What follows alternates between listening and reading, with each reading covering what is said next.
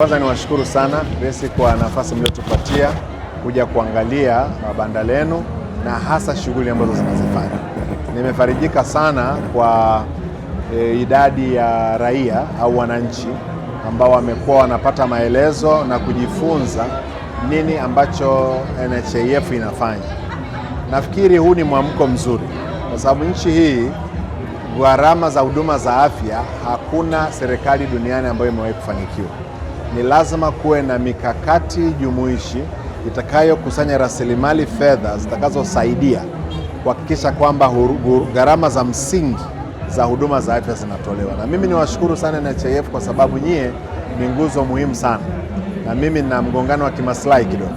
Naweza nikasema mafanikio yangu katika uongozi kwa kiwango kikubwa sana yametokana na ushirikiano ambao NHIF imeutoa katika utendaji kazi wangu. Nilianzia hospitali ya rufaa ya kanda ya Mbeya na yenyewe mkatufanya tukatransform kutoka milioni 50 mpaka milioni 500. Alafu baada ya hapo nikaenda wizarani kama katibu mkuu.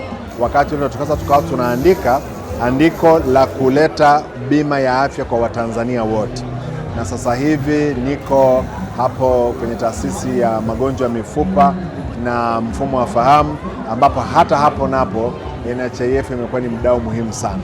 Kwa hiyo ushirikiano huu ndio utakaotutoa hapa tulipo pazuri kwenda mahali palipo bora, mahali ambapo hakuna mwananchi atakuwa anaogopa kufikia huduma za afya kwa sababu hana hela.